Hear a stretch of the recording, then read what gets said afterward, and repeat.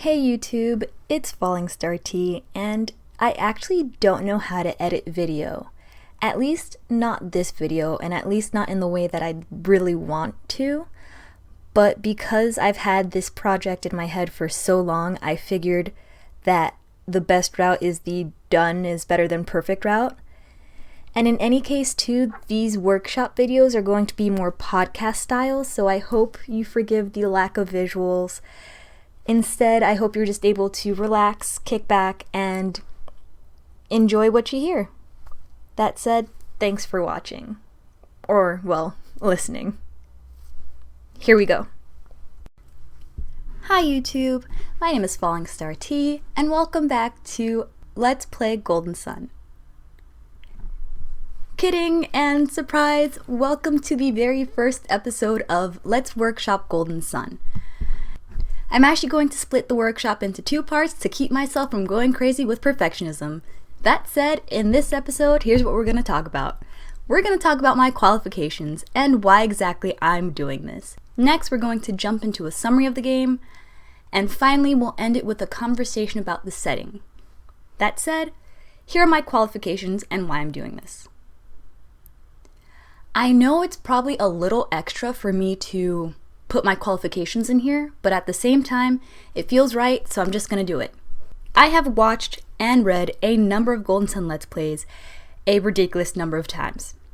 And this includes, but aren't limited to, HcBailly's Let's Play of Golden Sun the Lost Age, and Golden Sun Dark Dawn. I've watched McGammar's Let's Play of Golden Sun and Golden Sun the Lost Age. I've watched Ryrule series of videos on Golden Sun, Lucky Crit's series of videos on Golden Sun. I've watched the 2-hour RRPGReviews video on Golden Sun, probably more than once. I've watched KBash's review on Golden Sun and Golden Sun the Lost Age. And last but not least, I read Quovak's Let's Play on the LP archives of Golden Sun and Golden Sun the Lost Age. And that one's really cool to me because it not only talks about Golden Sun, they're a little snarky about it, which I love, but they also try to tweak Golden Sun a little bit to see how in their mind they would make it better. So I figured, hey, I could do that too. So here we are. So as you could probably tell, I'm a huge fan of Golden Sun. Actually, I started with the Lost Age, and I think I had it in middle school, so it was part of the formative years. Started playing the Lost Age. Middle school me bugged my mom to go to 3 separate EB games to get the first installment of the series, and it was just fun from there. Now, of course, you can't just play one game your whole life, so here are some other games I've played. I've played Bravely Default and Bravely Second, Final Fantasy III, Final Fantasy IV, Kingdom Hearts 1, Kingdom Hearts Chain of Memories, Kingdom Hearts 2, Undertale, One Shot, The World Ends With You, and probably some more that I'm forgetting. But the point is, I like JRPGs. I don't know all the tropes, but I do know some. So, yeah, that's me. That's my qualifications. This is what you get. Moving forward, I'm going to jump into a summary of what has happened thus far. So you may be asking yourself, why exactly are we summarizing something we have just seen? The reason we're summarizing what has happened thus far is to see what's clear and what's not, and this could be a very useful tool for writers to get other perspectives about whatever it is they're writing. That said, here we go. Golden Sun opens in the village of Vail, where a young boy named Isaac is being woken up by his mother in the middle of the night. She tells him that due to a storm, a boulder on top of a nearby mountain is threatening to fall, and as such they have to evacuate. When they flee their home, they run into Isaac's father, Kyle, who tells them to find refuge in the plaza to the south, while he tries to help the other villagers evacuate. Isaac's mother, Dora, says she wants to help the villagers evacuate as well, and tells Isaac to go to the plaza on his own. There's the yes-no system, and here is where it truly fails because we have no choice but to agree. When Isaac tries to go to the south, his path is immediately blocked by a smaller fallen boulder. Now Isaac is forced to take the long way around, and along the way he joins forces with a young boy named Garrett. Together they dodge falling rocks and defend themselves against monsters. As the two of them make their way to the plaza, they see a very catastrophic situation unfolding in front of them. Another young boy named Felix has fallen into the river that cuts through Vail, and none of the people present, Isaac's mother and father, Felix's sister Jenna, and Felix and Jenna's parents, have the synergy or magic needed to help him. As such, Isaac and Garrett are then enlisted to find someone in the plaza who would be able to help. And they do. But when they return with help in tow, tragedy strikes and the boulder crashes down onto everyone who's on the river, or in Felix's case, in the river. After Isaac is able to overcome his shock, he tries to find more people who could somehow help. And he heads back to the plaza. As he approaches the plaza, he overhears two mysterious figures, now known as Saturos and Minardi, talking about how they triggered the trap that caused the storm. They also mention things about being part of a raiding party and wanting to take on this place called Sol Sanctum. Unfortunately, before Isaac is able to hear more details, Garrett alerts them to our presence, and Saturos and Minardi promptly beat the crud out of two 13-year-old boys and leave them for dead. There's a time jump of about 3 years or so, and it looks like a very peaceful day in Vail. Jenna goes on a walk through the village and says hello to passersby before meeting up with Garrett. They discuss what happened 3 years ago, or at least try to before Jenna gets upset. After that, the two of them head to Isaac's house where he's finishing bending up the roof. There on the roof, Jenna, Garrett, Isaac, and his mother talk about alchemy and synergy, and it is a little tedious. There's a bit of a comedic part where Garrett's clumsiness ruins all of Isaac's hard work, and after that, they're promptly ushered off the roof. At this point, the player now has full control over Isaac and could explore Vail if they wanted to, but for the purposes of this summary, I'm only going to mention things that are relevant to progressing the story. For now, we'll get to everything else later, pinky promise. That said, Isaac, Garrett, and Jenna make their way to Kraden's house, but before they're able to speak to him about their plans for the day, they encounter Saturos and Minardi. At this point, neither group seems to recognize one another, so that's something to keep in mind. But it seems like Saturos and Minardi have the intention to kidnap Kraden, and Isaac and company do hear this, but no one does anything about it. In any case, Saturos and Minardi let Isaac and company pass. As we approach him, Kraden is musing about the four elements and the relationship to alchemy. Again, a little tedious, but we move on. For some reason or another, we're convinced that Saturos and Minardi are thieves who want to raid Sol Sanctum, and as such, we have to explore Mount Aleph/Sol Sanctum to see if they've been there somehow. We quote-unquote sneak onto whatever Mount Aleph and discover a number of hidden chambers, the most notable one being the Elemental Star Chamber.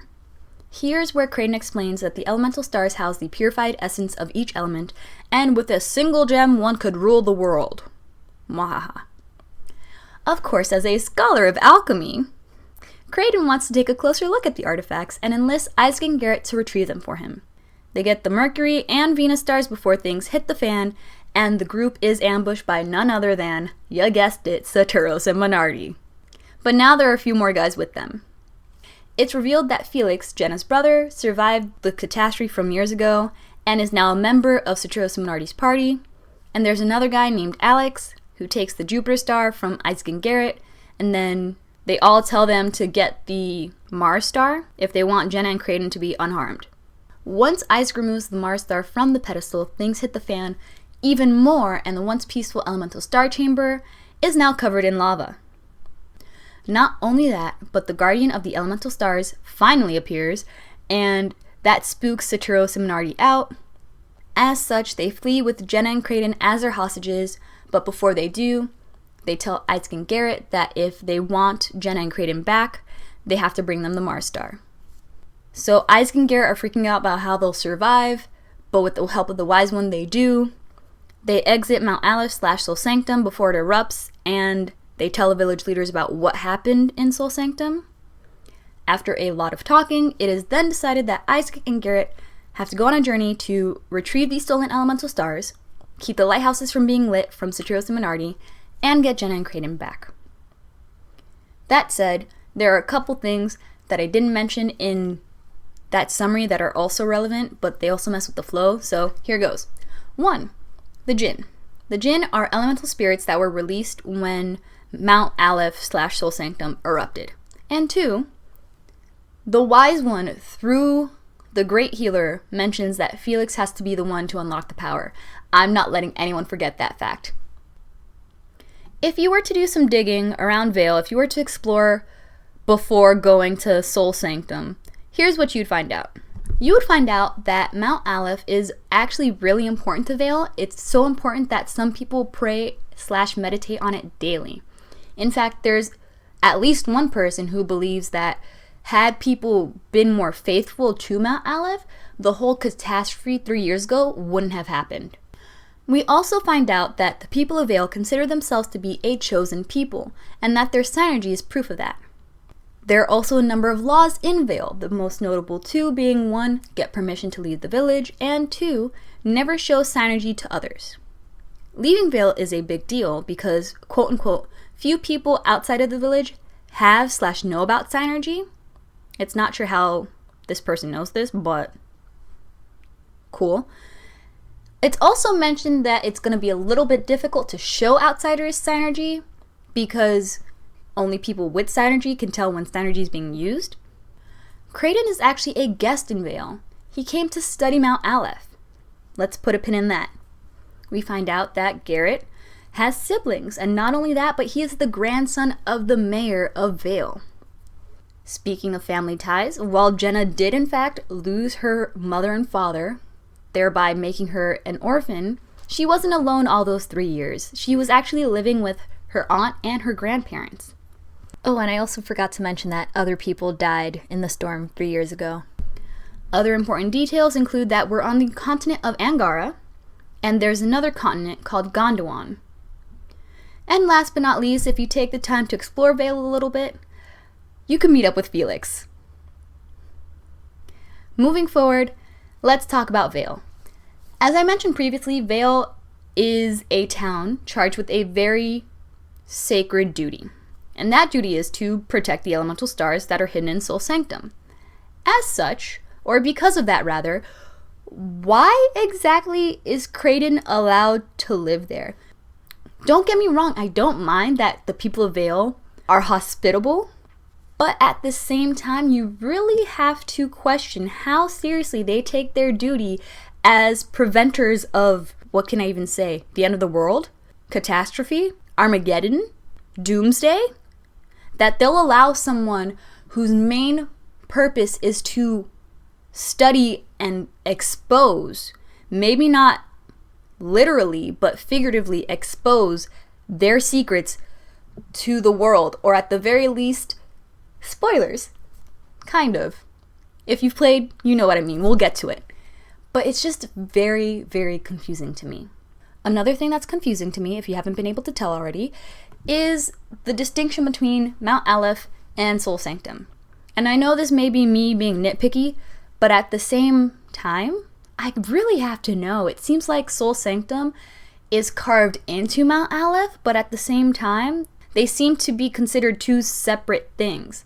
It's just confusing, and I really want that clarified. It's been bugging me for literally years. That said, thank you so much for watching. Keep in mind, in part 2, we're going to get into the real nitty-gritty. We're going to talk about the characters.